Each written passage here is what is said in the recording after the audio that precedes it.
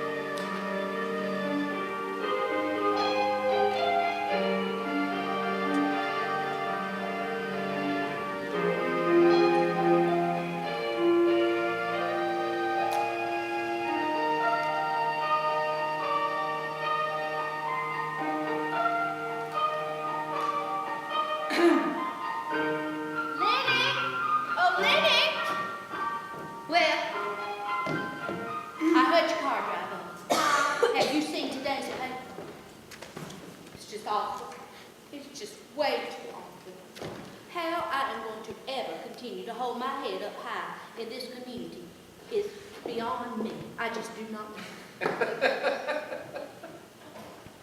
Did you remember to pick up those pantyhose for me? Yeah, they're in the sack. Well, good. At least I won't have to go into town wearing holes in my stockings. Did Uncle Watson call? Yes, Dad's called twice already. He says that Babe's ready to come home and we need to get on down there and pick her up before they change their simple minds. Oh, I know. Of course, it's just, Oh, all right, Grandma. Okay. What? Well, I was hoping Meg would call. Meg? Yes, I sent her a telegram. About Babe. A telegram? You couldn't have just phoned her up? Well, no, because her phone's out of order. Out of order? Well, disconnected, I don't know what. That sounds like Meg. My, these are snug. Are you sure you bought the right size? Well, let's see. I'm size medium. They're just skimping on the nylon material. That's all there is to it. They are just skimping on the nylon. All right, now, what did this telegram to Meg have in it? Oh, I don't know exactly. I just told her to come on home. To come on home? Lenore Josephine, have you lost your only mind? But Babe wants her home. She asked me to call her. I do not care what Babe wants. Well, what then? Listen, Lenora. I think it is safe to assume that after this morning's paper, Babe is going to be incurring some mighty negative publicity, and Meg's appearance will not help one bit. Well, what's wrong with Meg? She had a loose reputation in high school. Well, she was popular. She was known all over Copiah County as cheap Christmas trash. And that was the least of it. There was that whole sordid affair with Doc Porter, leaving him crippled. Oh, a cripple. He's got a limp, just barely a limp. Well, his mother was going to keep me out of the Ladies' Social League because of it. What? That's right. I never told you. But I had to go beg and plead with that mean old woman to get her to let me get in the club.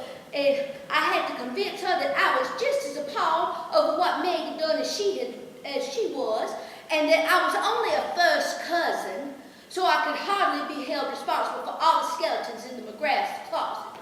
It was humiliating, I tell you. She even brought up your mother's death and that poor old cat. Oh, Chick, I'm so sorry. But you're in the Ladies' League now. Yes, that's right, I am. But frankly, if Mrs. Porter had not developed that tumor in her bladder, I wouldn't be in the club today, much less a committee head. Now you be a sweet potato. Wait right here until Meg calls, and you convince her not to come back home. He'll make them whole lot easier. It would make things a whole lot easier on everybody. Don't you think it really would? Probably. Good. Suit yourself. How's my hair? Fine. Not pooching out in the back, is it? No. All right, now. I got to go. I got to head on back home and check on PK and Buck Jr. I've left them with Annie Mae, and honestly, I don't like to leave them with her for long periods of time. Her mind is as loose as a sieve. Honestly, it is. Oh. I almost forgot. Happy birthday to Lenny from the Buck Boys. Oh, Chick, thank you. That's so nice of you to remember my birthday every year like you do. Well, that's just the way I am, I suppose. It was the way I was brought up. Well, go on, open up your present. It's a box of candy, assorted creams. Candy, that's always a nice gift. And you do have a little sweet tooth now, don't you? I guess. Well, I'm glad you like it. I do. Oh, that reminds me. You know that little dress you bought PK last month for her 5th birthday? The red and white one. Yeah. Well, the first time I put it in the washing machine, and I mean the very first time, it fell all to pieces. Those little polka dots just dropped right off in the water. Oh, no. Well, I'll get her something else then. I'll get her a little toy. Oh, no, wouldn't hear of it. I just wanted you to know so you wouldn't go wasting your hard-earned money on that make of a dress. Those inexpensive brands just don't hold up. Not in today's washing machines. I am sorry, not in today's washing machines. Hello, Lenny. Oh, it's Doc Polar. Come on in, Doc. Come right on in. Well, how in the world are you? How in the world are you? Just fine, Chick. And how you enjoying it now you're back in Hazelhurst? I find it somewhat enjoyable. Oh, somewhat. Listen to him, somewhat. You silly man. Well, I'm on my way. I've got some people I need to pick up. It's Babe. She's waiting on me. Farewell, goodbye, and farewell. Bye. Hello? Hi. So I guess you heard about the thing with Babe? Yeah. It was in the newspaper. Mm-hmm. Oh, what a mess. Yeah. Well, come on in and have a seat. I'll heat us up some coffee. It's fine. I can only stay for a minute. I gotta go pick up Scott. He's at the dentist. Oh, well, I'll heat some coffee up for myself then. I'm kind of thirsty for a cup of hot coffee. Lenny? What?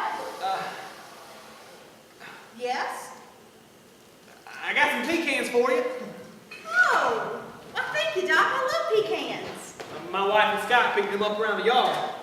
I'll use them to make a pie, a pecan pie. Look, Lenny, I got some bad news for you. What?